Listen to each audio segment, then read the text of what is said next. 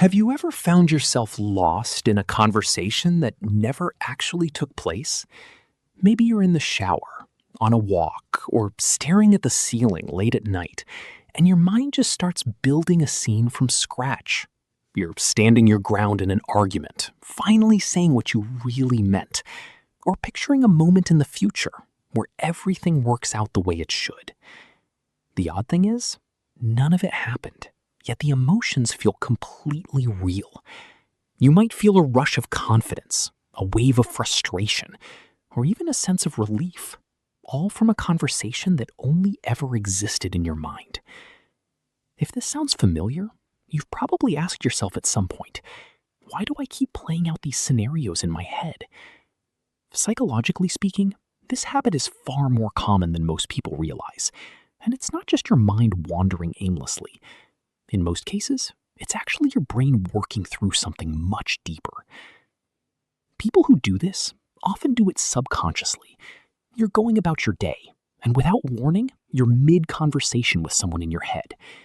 Maybe you're replaying something that already happened, except this time you say exactly the right thing.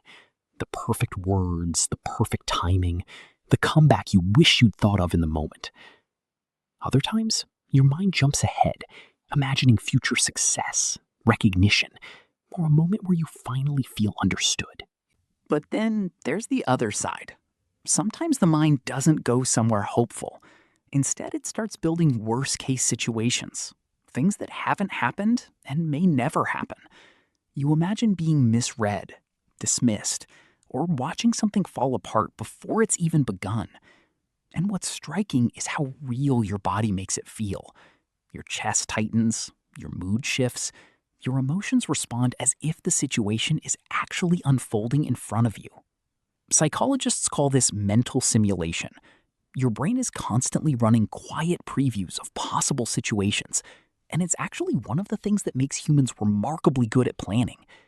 Before you act, your mind has often already played out several versions of what could happen. Think of it like a built-in rehearsal space. Athletes use this deliberately, visualizing a performance before they ever step into competition. Speakers walk through their words before they reach the stage. But for a lot of people, this simulation system kicks in even when there's nothing that actually needs rehearsing. And that's when these imaginary scenarios start filling up the quiet moments of the day. There's another layer to this, though, one that's easy to overlook. People who frequently imagine these scenarios usually aren't doing it just to pass the time. The mind is trying to work something out emotionally. It might be a conversation that never got proper closure. It might be anxiety about something coming up.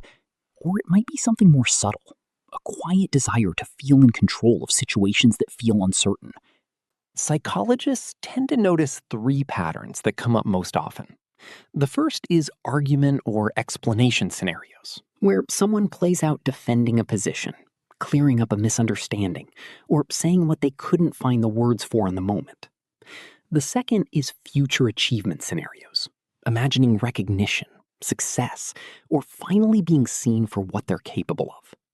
These can feel energizing, but they can also quietly become a way of escaping the present.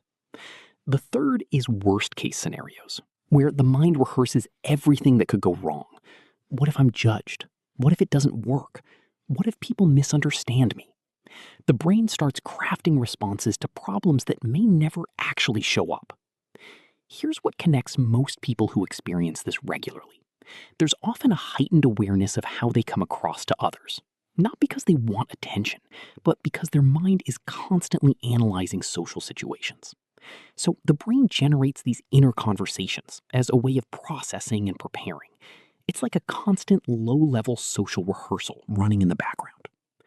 The trouble starts when it becomes a loop, when imagined interactions start to feel more satisfying than real ones.